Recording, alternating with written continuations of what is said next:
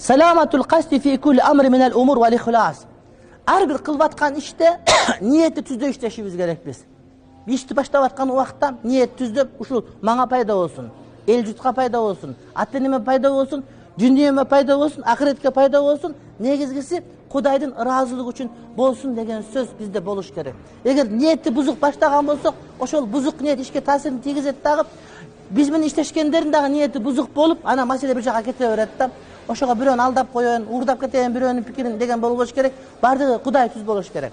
Адамдар азгырбашса, адамдар жаман иш кылбашса, аларга теңелбеш керек. Анткени алардын кабыры башка, биздин кабыр башка да. Ошого адамдардын көп болуп, көп адамдар ката жолго түшүп аткандагысы, алардын туура экенинен кабар бербейт.